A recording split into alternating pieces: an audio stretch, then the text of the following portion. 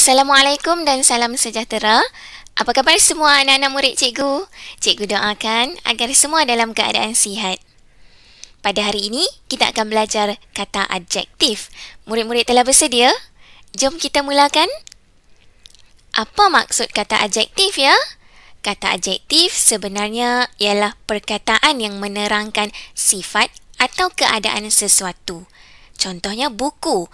Kata adjektif bagi buku boleh tebal, nipis, biru, mahal dan sebagainya.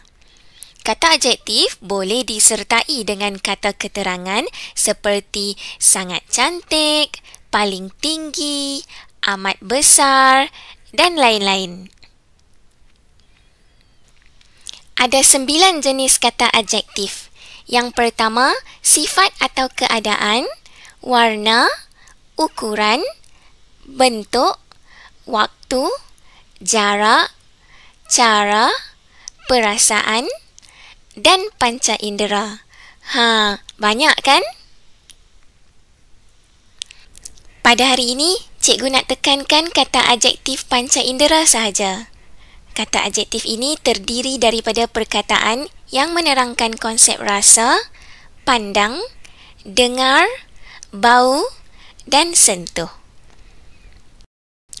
Jom kita lihat kata adjektif panca indera yang menggunakan deria rasa dahulu. Kata adjektif sedap yang sama maksudnya dengan lazat, enak dan menyelerakan. Contoh ayat, kek keju yang dibuat oleh kakak sangat sedap. Kata adjektif pedas bermaksud rasa seperti lada atau cili pada masakan. Sambal nasi lemak Mak Kiah sangat pedas. Kata adjektif tawar yang membawa maksud hambar, tidak berasa apa-apa pada makanan atau minuman. Contoh ayat, air teh yang dibancuh oleh kakak tawar kerana tiada gula. Kata adjektif pahit iaitu rasa seperti rasa hempedu, contohnya ubat atau kopi. Penggunaan ayat menggunakan kata adjektif ini. Julia tidak mahu makan ubat demam kerana sangat pahit. Kata adjektif masin pula jika terlebih garam pada masakan. Contoh penggunaan ayat menggunakan kata adjektif ini.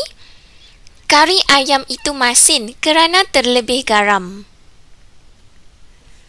Jom kita lihat pula kata adjektif panca indera yang menggunakan deria mata, iaitu pandang.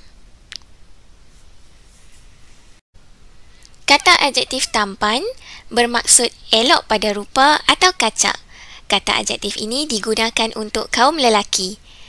Contoh penggunaan ayat, pegawai perhutanan di pejabat itu sangat tampan. Comel. Contoh penggunaan kata adjektif ini dalam ayat, kucing peliharaan Tina sangat comel. Seterusnya, cantik, iaitu sangat menarik apabila dipandang. Contohnya, rupa muka, bangunan, benda, pemandangan dan lain-lain. Contoh penggunaan ayat menggunakan kata adjektif ini, lukisan yang dihasilkan oleh Fatimah amat cantik. Jom kita lihat kata adjektif panca indera menggunakan deria telinga pula, iaitu dengar. Kata adjektif nyaring bermaksud keras dan terang pada bunyi atau suara. Contoh ayat, kedengaran nyaring bunyi unggas di dalam hutan itu. Kata adjektif bising bermaksud riuh atau hingar. Contoh ayat, jangan bising ketika berada di dalam perpustakaan. Seterusnya, kata adjektif merdu bermaksud enak atau sedap didengar, iaitu suara atau nyanyian. Contoh penggunaan ayat menggunakan kata adjektif ini. Suara Maya amat merdu ketika menyanyikan lagu tradisional. Jom kita lihat kata adjektif panca indera yang menggunakan deria hidung pula, iaitu bau.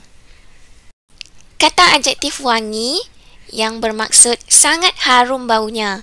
Contoh ayat, bunga mawar itu wangi baunya. Kata adjektif hanyir digunakan untuk bau ikan basah. Contoh ayat, tangan kakak berbau hanyir selepas menyiang ikan. Kata adjektif hapak iaitu sudah usang atau sudah lama tersimpan. Contoh ayat, bantal lama yang disimpan di dalam stor berbau hapak. Kata adjektif hamis iaitu bau daging kambing. Ayat bagi kata adjektif ini, ibu mencuci daging kambing yang hamis dengan tepung gandum. Jom kita lihat kata adjektif panca indera yang menggunakan deria tangan pula, iaitu sentuhan. Kata adjektif licin bermaksud tidak kesat. Contoh ayat, lantai itu licin kerana baru dicuci. Kata adjektif lembut membawa maksud tidak keras, mudah dilentur, lemah atau lembik. Contoh ayat, kuih lapis yang dijual oleh Mak Cik Jah lembut dan enak. Kata adjektif kasar pula bermaksud tidak licin atau tidak halus. Contoh ayat, Farid cedera kerana terjatuh di atas permukaan jalan raya yang kasar. Cikgu harap murid-murid faham tentang apa yang telah kita belajar pada hari ini, iaitu kata adjektif panca indera. Semoga perkongsian cikgu ini dapat memberi manfaat untuk anak-anak murid cikgu. Selamat berjaya dan jumpa lagi. Bye!